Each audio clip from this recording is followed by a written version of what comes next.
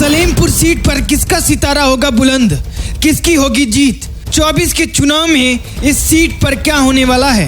क्या तीसरी बार जीत पाएंगे रविंद्र कुशवाहा, या कांग्रेस, सपा या बसपा का कोई उम्मीदवार बनेगा सलेमपुर का सांसद? यूपी की जिस सीट पर 35 साल से कांग्रेस जीत का इंतजार कर रही है, उसका पूरा इतिहास एक ही बार में जान लीजिए।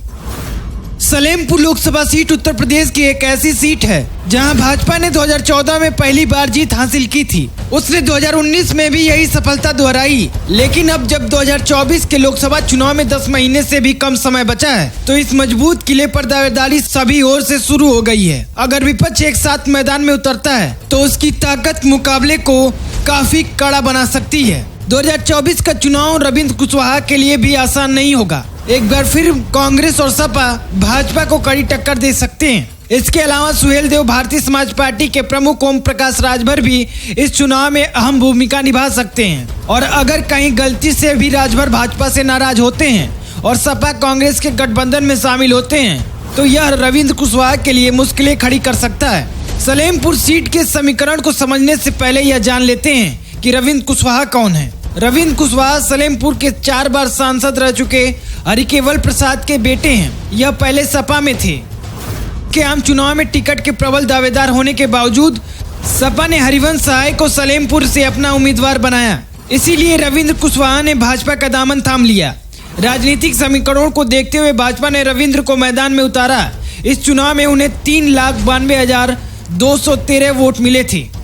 आजादी के बाद से कांग्रेस पहली बार सलेमपुर सीट 1977 में आपातकाल के गुस्से के कारण हारी थी, लेकिन 1980 और 1984 में पार्टी ने वापसी की।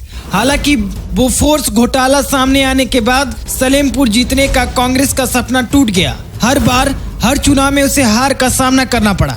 रविंद्र कुशवाहा ने 2014 और 2019 में लगातार 2 बार सलेमपुर लोकसभा सीट से जीत हासिल की है। 2019 के चुनाव में कुशवाहा ने 50% से अधिक वोट हासिल कर जीत हासिल की थी। सपा बसपा गठबंधन में यह सीट बसपा को मिली थी। जातिगत समीकरण को देखते हुए बसपा ने यहां से आरएस कुशवाहा को उतारा था, लेकिन वह भी भाजपा की जीत के रथ के आगे नहीं टिक सके।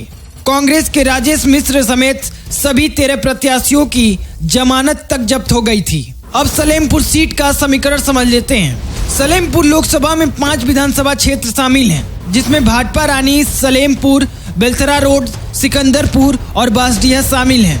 बेलथरा रोड, बांसडीहा और सिकंदरपुर बलिया जिले में हैं, जबकि सलेमपुर और भाटपा रानी क्षेत्र देवरिया जिले में पड़ते हैं। एक अनुमान के मुताबिक सलेमपुर लोकसभा क्षेत्र में कुर्मी, मौर्य, कुशवाहा समाज के 18%, ब्राह्मण 15%, अनुसूचित जाति 15%, राजभर 14% और करीब 4% निषाद, कुम्हार, चौहान व अन्य मतदाता हैं। 2024 के लोकसभा चुनाव में 10 महीने से भी कम का समय बचा है, तो हर तरफ से इस मजबूत किले पर दावेदारी शुरू हो गई है। लेकिन क्या होगा अगर विपक्ष एक साथ नहीं आता? क्या भाजपा फिर से इस सीट पर जीत हासिल कर पाएगी, या विपक्ष एकजुट होकर भाजपा को इस सीट से बाहर कर देगा? यह तो भविष्य ही बताएगा, लेकिन इस सीट पर होने वाला मुकाबला निश्चित रूप से बहुत ही रोमांचक होगा। आपकी इस पर क्या राय है, कमेंट करके जरूर बताएं।